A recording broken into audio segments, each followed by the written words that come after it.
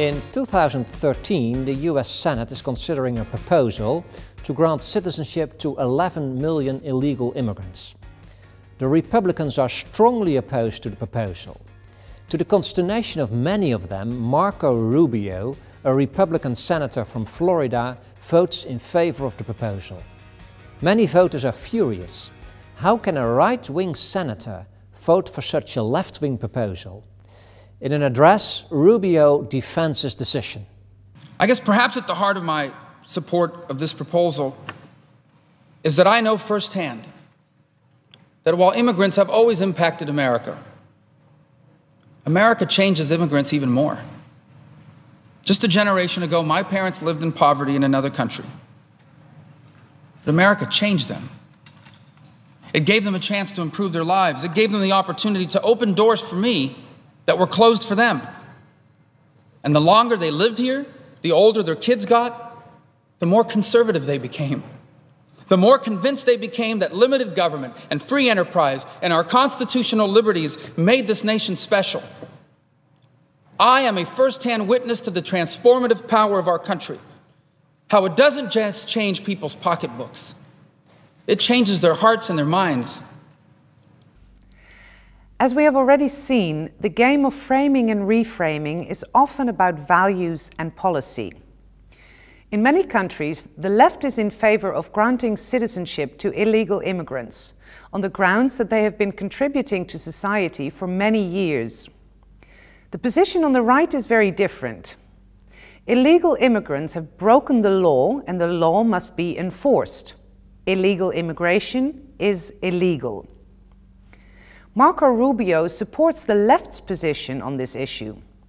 However, he links it to his own right-wing conservative values, limited government, free enterprise, and constitutional liberties, and the emotions underlying these values, such as a strong belief in the American dream and the transformative power of America.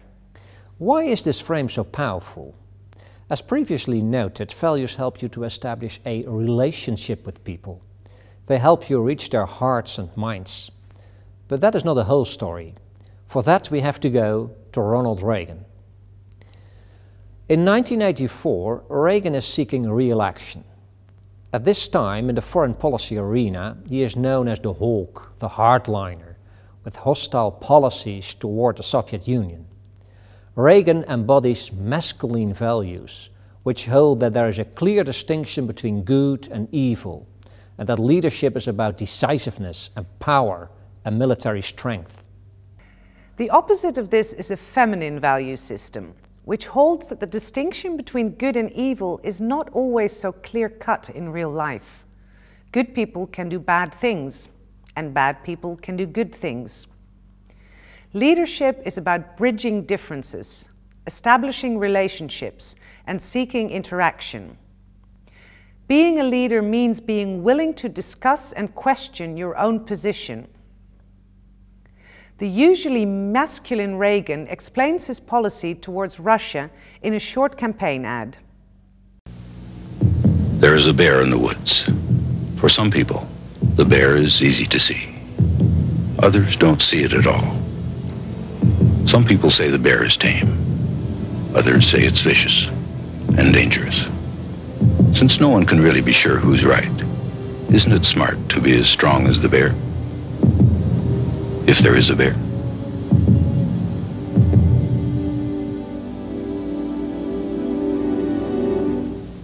The bear in this story is obviously the Russian bear.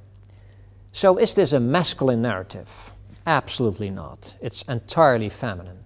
Instead of a clear-cut distinction between good and evil, there's doubt all over. There may or may not be a bear. It may or may not be dangerous. The narration is gentle. The bear is not aggressive and simply roams around. The ad ends with a question. Isn't it smart to be as strong as the bear? In this example, Reagan embeds his masculine policies in feminine values. Why is this frame so powerful? Once again, values help you reach people's hearts and minds. In this case, they suggest that Reagan is far less of a masculine hawk than people might think. But there's more to this frame. By appealing to a feminine value system, Reagan also manages to capture his opponent's values. According to the campaign ad, you can hold feminine values and reject a black and white view of the United States' relation with Russia and still support Reagan's policies. So, what is the takeaway of this episode? Try to link your policies to your opponent's values. Then you can break their monopoly on those values.